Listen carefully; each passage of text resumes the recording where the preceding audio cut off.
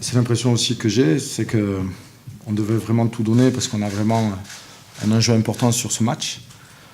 Et dès l'entame, on a vu que c'était Cholet qui était le plus agressif, que ce soit dans les intentions offensives ou défensives, avec aussi à la mi-temps déjà 23 rebonds à 11.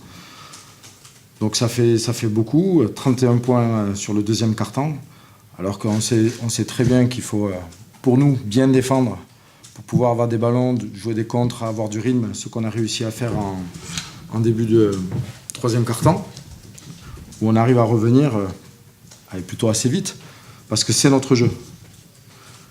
Et aujourd'hui, on avait besoin de tout le monde, une concentration de tous, une implication de tous à 100% pour développer ce jeu pendant 40 minutes. Et on ne l'a pas eu. Voilà.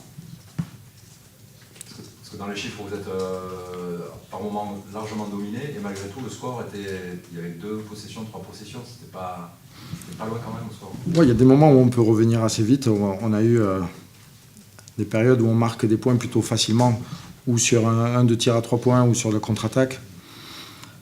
Mais globalement, pour remporter le match comme ça, il faut avoir beaucoup plus de consistance en défense. Et au début, c'était plutôt sur les écrans dans l'axe où on s'est fait déborder. Ensuite, ça a été par les 1 contre 1 sur le côté. Et puis à la fin, c'est des 1 contre 1 plutôt dans l'axe avec le poste 4 notamment. Bon, ça fait beaucoup. Ça fait beaucoup et Cholet, chez eux, c'était aussi prévisible. Dès qu'ils peuvent jouer leur jeu, cibler les individualités et attaquer, ils finissent à 1 contre 1. Ils peuvent faire une bonne circulation de balles, trouver des shooters à 3 points comme Gauthier ce soir. Et voilà, on est tombé dans le panneau. Du coup, la lutte continue de plus belle, forcément. Ouais, c'est sûr, il reste 4 matchs, il faut qu'on en prenne au minimum 2. Voilà, on le sait, on doit être câblé là-dessus, même si aujourd'hui il faut aussi tirer les leçons de ce match avant de basculer sur Strasbourg.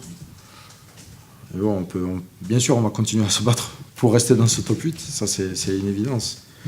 Maintenant, ce qui est dommage, c'est de gâcher des munitions. Je ne dis pas que le match des Jeux d'enfance est loin de là, bien entendu, mais on avait les moyens de s'imposer aujourd'hui si on avait été à un meilleur niveau d'intensité, c'est sûr. Du coup, le sentiment qui prédomine, c'est quoi? La frustration d'avoir un peu gâché l'occasion? Ouais, de la déception par rapport à l'entame, par rapport à des moments clés où on doit être beaucoup plus engagé encore sur cet aspect défensif, encore une fois. Parce qu'on sait qu'une fois qu'on a les ballons, on sait courir, on sait bien convertir les contre-attaques, les jeux rapides.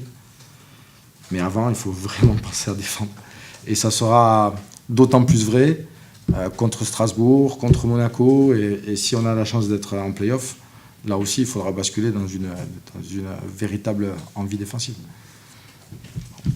C'est pas faute de dire prévenu aux joueurs. Tu penses que c'est forcément inconscient, que tu sors de 4 victoires, que tu vas à Cholet qui est pas bien, cette part d'inconscient, forcément, qui agit. Ouais, après, il y a aussi de la maturité dans l'équipe.